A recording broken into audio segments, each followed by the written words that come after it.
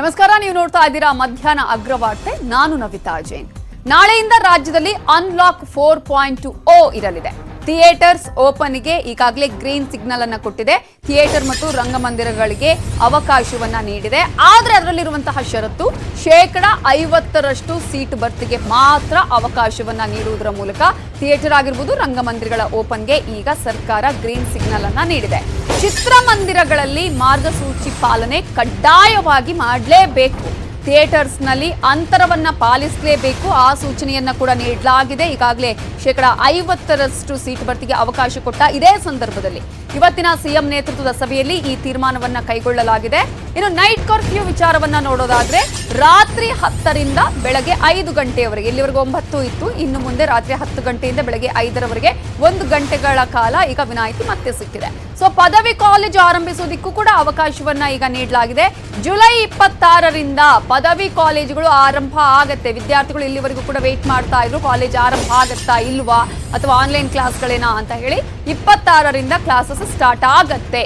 ಆದ್ರೆ ವಿದ್ಯಾರ್ಥಿಗಳು ಲಸಿಕೆ ಪಡಿಬೇಕಾಗಿರೋದು ಇಲ್ಲಿ ಕಡ್ಡಾಯ ಆಗಿರುತ್ತೆ. ಮೊದಲ ಡೋಸ್ ಪಡೆದಿದ್ರೆ ಕಾಲೇಜಿಗೆ ಪ್ರವೇಶ ಇರುತ್ತೆ, ಅವರು ಹೋಗಬಹುದು ಕಾಲೇಜಿಗೆ. ಇವತ್ತಿನ ಸಿಎಂ ನೇತೃತ್ವದ ಸಭೆಯಲ್ಲಿ ಈ ಎಲ್ಲ ಪ್ರಮುಖ ತೀರ್ಮಾನಗಳನ್ನ ಕೈಗೊಳ್ಳಲಾಗಿದೆ. 50% ಸೀಟ್ ಭರ್ತಿಗೆ ಚಿತ್ರಮಂದಿರ, ರಂಗಮಂದಿರಗಳಲ್ಲಿ ಅವಕಾಶ ಇದೆ. ಜೊತೆಗೆ ಈಗಾಗಲೇ ಪದವಿ ಕಾಲೇಜುಗಳು ಕೂಡ ಪದವಿ ತರಗತಿಗಳ ನಡೆಸೋದಕ್ಕೂ ಕೂಡ ಅವಕಾಶ ಇದೆ ಜುಲೈ 26ರಿಂದ.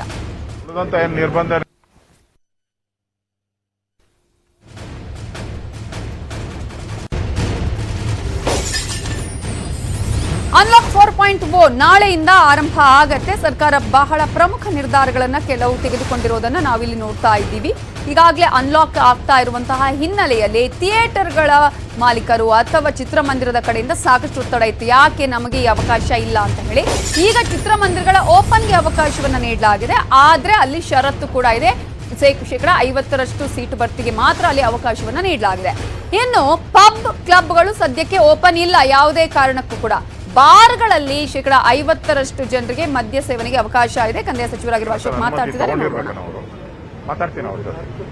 ಸರ್, ಈಗ ಮೂರನೇ ಅಲೆಯ ಒಂದು ಆತಂಕ ಇರುವಂತದ್ದು ವಿಶೇಷವಾಗಿ ಕೇರಳ ಮತ್ತು ಮಹಾರಾಷ್ಟ್ರ ಈ ಭಾಗದ ಗಡಿ ಭಾಗಗಳಲ್ಲಿ ಏನಾದರೂ ಬಿಗಿ ಇವತ್ತು ಮುಖ್ಯಮಂತ್ರಿಗಳು ಸ್ಪಷ್ಟವಾಗಿ ಸೂಚನೆಯನ್ನು ಕೊಟ್ಟಿದ್ದಾರೆ.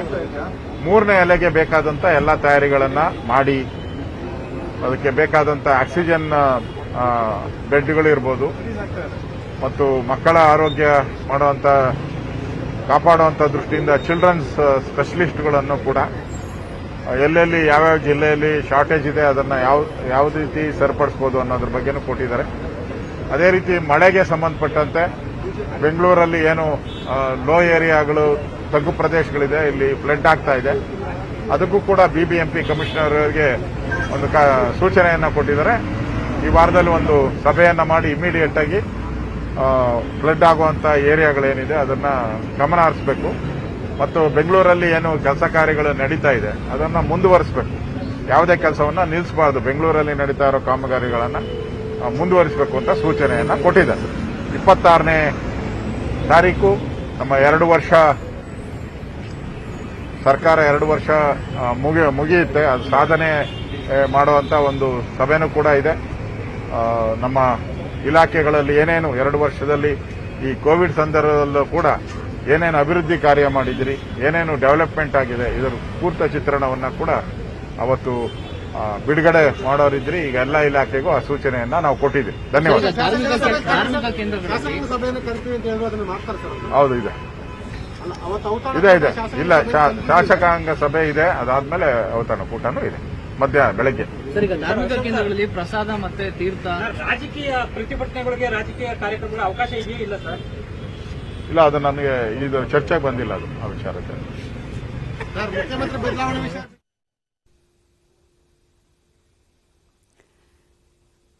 ಈಗ ಸಾಕಷ್ಟು ವಿಚಾರಗಳ ಬಗ್ಗೆ ಕೂಡ ಮಾತನಾಡಿದ್ರು ಕಂದಾಯ ಸಚಿವರಾಗಿರುವ ಆರ್ ಅಶೋಕ್ ಅವರು. ಅನ್ಲಾಕ್ ವಿಚಾರಕ್ಕೆ ಸಂಬಂಧಪಟ್ಟ ಹಾಗೆ ಕೂಡ ಮಾತನಾಡಿದ್ರು. ಪ್ರಮುಖವಾಗಿ ಈಗಾಗಲೇ ನಾವು ನೋಡಿದ ಹಾಗೆ ಎಲ್ಲಿ ಯಾವ್ಯಾವ ರೀತಿಯಲ್ಲಿ ಥಿಯೇಟರ್ಗಳ ಓಪನ್ ಆಗಬೇಕು ಅನ್ನೋದರ ಜೊತೆಗೇನೆ ಈಗ ಸಾಕಷ್ಟು ವಿಚಾರಗಳು ಮೂರನೇ ಅಲೆಯಲ್ಲಿ ಅನೇಕ ಈಗ ಆತಂಕ ಇರುವಂತದ್ದು ಮಕ್ಕಳಿಗೆ ಬರುತ್ತೆ ಅಂತ ಹೇಳಿ. ಸೊ ಮಕ್ಕಳಿಗೆ ಬರದ ಹಾಗೆ ತಡೆಗಟ್ಟುವಂತಹ ಕ್ರಮ, ಹಾಗೇನೆ ಸ್ಪೆಷಲೈಸ್ ಆಗಿ ಅವರಿಗೆ ವಿಶೇಷವಾಗಿ ಒಂದು ಆರೈಕೆ ಕೇಂದ್ರಗಳನ್ನು ತೆರೆಯೋದ್ರ ಬಗ್ಗೆ ಆಗಿರ್ಬೋದು, ಜೊತೆಗೆ ತಜ್ಞರು ಮಕ್ಕಳ ತಜ್ಞರಿಗೆ ಹೆಚ್ಚಿನ ಆದ್ಯತೆಯನ್ನ ಕೊಡಬೇಕು. ಈ ಸಂದರ್ಭದಲ್ಲಿ ಎಲ್ಲಾ ಕೇಂದ್ರಗಳಲ್ಲೂ ಕೂಡ ಮಕ್ಕಳ ತಜ್ಞರಿಗೆ ಅವಕಾಶವನ್ನ ನೀಡಬೇಕು ಅನ್ನುವಂತಹ ವಿಚಾರವನ್ನು ಹೇಳಿದ್ರು. ಇದರ ಬಗ್ಗೆ ಕೂಡ ಪ್ರಮುಖವಾಗಿ ಚರ್ಚೆ ಆಗಿದೆ ಅನ್ನೋದನ್ನ ಕಂದಾಯ ಸಚಿವರು ಹೇಳಿದ್ದಾರೆ. ಬಹಳಷ್ಟು ಲಾಕ್ಡೌನ್ಗಳನ್ನ ಮಾಡೋ ಮುಖಾಂತರ ಕೊರೋನಾವನ್ನ ಕಂಟ್ರೋಲ್ ಮಾಡಬೇಕು ಅನ್ನೋ ದೃಷ್ಟಿಯಿಂದ ಲಾಕ್ಡೌನ್ ಮಾಡಿದ್ರಿ. ಈಗ ಹಂತವಾಗಿ ಲಾಕ್ಡೌನ್ ಅನ್ನ ರಿಮೂವ್ ಮಾಡಿದ್ರಿ. ಇವತ್ತು ಇನ್ನೊಂದು ಹಂತವಾಗಿ ಇವತ್ತು ಏನು ಥಿಯೇಟರ್ಸ್ ಇದೆ, ಅದೇ ರೀತಿ ಸ್ಪೋರ್ಟ್ಸ್ ಓಪನ್ ಥಿಯೇಟರ್ಗಳಿದೆ, ಮತ್ತೆ ರಾತ್ರಿಯ ಲಾಕ್ಡೌನ್ ಏನಿದೆ ರಾತ್ರಿ 9ರಿಂದ ಅದನ್ನ ಇನ್ನಷ್ಟು ಎಕ್ಸ್ಟೆಂಡ್ ಮಾಡಿ ಇನ್ನಷ್ಟು ಲಿಬರಲ್ ಆಗಿ ಜನ ಯಾರು ಸಂಕಷ್ಟದಲ್ಲಿದ್ದಾರೆ, ಕೆಲಸ ಕಾರ್ಯ ಇಲ್ಲದೆ ಕಳೆದ ಒಂದೂವರೆ ತಿಂಗಳಿಂದ ಕಷ್ಟದಲ್ಲಿದ್ದಾರೆ, ಅವರೆಲ್ಲರಿಗೂ ಮತ್ತೆ ಉದ್ಯೋಗ ಸಿಗಬೇಕು ಅನ್ನೋ ದೃಷ್ಟಿಯಿಂದ ಇವತ್ತು ಲಾಕ್ಡೌನ್ ಅನ್ನ ಮತ್ತಷ್ಟು ರಿಲೀಸ್ ಅನ್ನ ಮಾಡಿದಿರಿ. ಸೊ ಅದರ ಮುಖಾಂತರ ಯಾರು ಕೂಲಿ ಕಾರ್ಮಿಕರಿದ್ದಾರೆ ಇವರೆಲ್ಲರಿಗೂ ಕೂಡ ವಿಶೇಷವಾಗಿ ಥಿಯೇಟರು, ಬೇರೆ ಬೇರೆ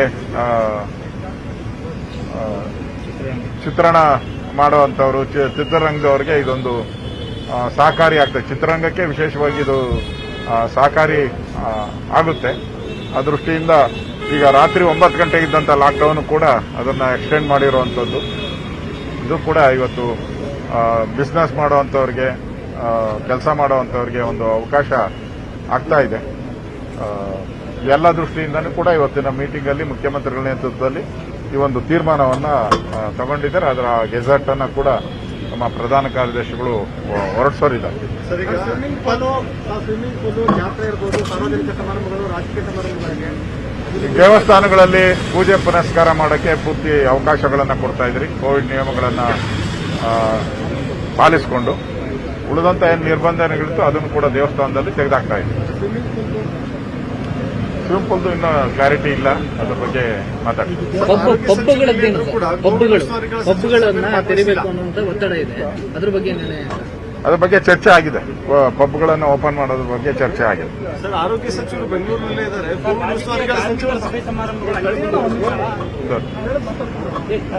ಆರೋಗ್ಯ ಸಚಿವರು ಇಲ್ಲೇ ಇದ್ದಾರೆ. ಜಾತ್ರೆ ಮತ್ತು ಧಾರ್ಮಿಕ ಉತ್ಸವಗಳ ಅವಕಾಶ ಇದೆಯಾ? ಕೋವಿಡ್ ನಿಯಮಗಳ ಅಡಿಯಲ್ಲಿ ಮಾಡಬೇಕು. ಏನೇ ಮಾಡಿ ಆರೋಗ್ಯ ಸಚಿವರು ಇಲ್ಲೇ ಇದ್ದಾರೆ, ಯಾಕೆ ಈ ಸಭೆಯಲ್ಲಿ ಭಾಗವಹಿಸಿಲ್ಲ ಅಂತ ಗೊತ್ತಿಲ್ಲ ನನಗೆ. ನಾನು ಮಾತಾಡ್ತೀನಿ. ಸುಧಾಕರ್ ಅವರು ಮೀಟಿಂಗ್ ಬರಬೇಕಾಯಿತು, ಗೊತ್ತಿಲ್ಲ ಏನ್ ಕಾರಣ. ಮುಖ್ಯಮಂತ್ರಿಗಳ ಹತ್ರ ಅನುಮತಿ ತಗೊಂಡಿರ್ಬೇಕನ್ನ ಅವರು. ಮಾತಾಡ್ತೀನಿ ಅವ್ರ ಜೊತೆ. ಧನ್ಯವಾದ. ಸರ್, ಈಗ ಮೂರನೇ ಅಲೆಯ ಒಂದು ಆತಂಕ ಇರುವಂತದ್ದು ವಿಶೇಷವಾಗಿ ಕೇರಳ ಮತ್ತು ಮಹಾರಾಷ್ಟ್ರ ಈ ಭಾಗದ ಗಡಿ ಭಾಗಗಳಲ್ಲಿ ಏನಾದರೂ ಬಿಗಿ ಕ್ರಮ? ಇವತ್ತು ಮುಖ್ಯಮಂತ್ರಿಗಳು ಸ್ಪಷ್ಟವಾಗಿ ಸೂಚನೆಯನ್ನು ಕೊಟ್ಟಿದ್ದಾರೆ. ಮೂರನೇ ಅಲೆಗೆ ಬೇಕಾದಂತ ಎಲ್ಲ ತಯಾರಿಗಳನ್ನ ಮಾಡಿ, ಅದಕ್ಕೆ ಬೇಕಾದಂತ ಆಕ್ಸಿಜನ್ ಬೆಡ್ಗಳಿರ್ಬೋದು ಮತ್ತು ಮಕ್ಕಳ ಆರೋಗ್ಯ ಕಾಪಾಡುವಂತ ದೃಷ್ಟಿಯಿಂದ ಚಿಲ್ಡ್ರನ್ಸ್ ಸ್ಪೆಷಲಿಸ್ಟ್ಗಳನ್ನು ಕೂಡ ಎಲ್ಲೆಲ್ಲಿ ಯಾವ್ಯಾವ ಜಿಲ್ಲೆಯಲ್ಲಿ ಶಾರ್ಟೇಜ್ ಇದೆ ಅದನ್ನ ಯಾವ ರೀತಿ ಸರಿಪಡಿಸಬಹುದು ಅನ್ನೋದ್ರ ಬಗ್ಗೆನೂ ಕೊಟ್ಟಿದ್ದಾರೆ. ಅದೇ ರೀತಿ ಮಳೆಗೆ ಸಂಬಂಧಪಟ್ಟಂತೆ ಬೆಂಗಳೂರಲ್ಲಿ ಏನು ಲೋ ಏರಿಯಾಗಳು, ತಗ್ಗು ಪ್ರದೇಶಗಳಿದೆ, ಇಲ್ಲಿ ಫ್ಲಡ್ ಆಗ್ತಾ ಇದೆ, ಅದಕ್ಕೂ ಕೂಡ ಬಿಬಿಎಂಪಿ ಕಮಿಷನರ್ಗೆ ಒಂದು ಸೂಚನೆಯನ್ನ ಕೊಟ್ಟಿದ್ದಾರೆ. ಈ ವಾರದಲ್ಲಿ ಒಂದು ಸಭೆಯನ್ನ ಮಾಡಿ ಇಮಿಡಿಯೇಟ್ ಆಗಿ ಫ್ಲಡ್ ಆಗುವಂತ ಏರಿಯಾಗಳೇನಿದೆ ಅದನ್ನ ಗಮನ ಹರಿಸಬೇಕು ಮತ್ತು ಬೆಂಗಳೂರಲ್ಲಿ ಏನು ಕೆಲಸ ಕಾರ್ಯಗಳು ನಡೀತಾ ಇದೆ ಅದನ್ನ ಮುಂದುವರಿಸಬೇಕು. ಯಾವುದೇ ಕೆಲಸವನ್ನ ನಿಲ್ಲಿಸಬಾರದು. ಬೆಂಗಳೂರಲ್ಲಿ ನಡೀತಾ ಇರೋ ಕಾಮಗಾರಿಗಳನ್ನ ಮುಂದುವರಿಸಬೇಕು ಅಂತ ಸೂಚನೆಯನ್ನ ಕೊಟ್ಟಿದ್ದಾರೆ. 26ನೇ ತಾರೀಕು ನಮ್ಮ 2 ವರ್ಷ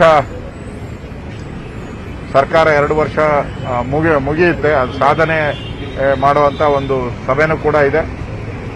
ನಮ್ಮ ಇಲಾಖೆಗಳಲ್ಲಿ ಏನೇನು 2 ವರ್ಷದಲ್ಲಿ ಈ ಕೋವಿಡ್ ಸಂದರ್ಭದಲ್ಲೂ ಕೂಡ ಏನೇನು ಅಭಿವೃದ್ಧಿ ಕಾರ್ಯ ಮಾಡಿದಿರಿ, ಏನೇನು ಡೆವಲಪ್ಮೆಂಟ್ ಆಗಿದೆ, ಇದರ ಪೂರ್ತ ಚಿತ್ರಣವನ್ನ ಕೂಡ ಅವತ್ತು ಬಿಡುಗಡೆ ಮಾಡೋರಿದ್ರಿ. ಈಗ ಎಲ್ಲ ಇಲಾಖೆಗೂ ಆ ಸೂಚನೆಯನ್ನ ನಾವು ಕೊಟ್ಟಿದ್ದೀವಿ. ಧನ್ಯವಾದ. ಧಾರ್ಮಿಕ ಕೇಂದ್ರಗಳು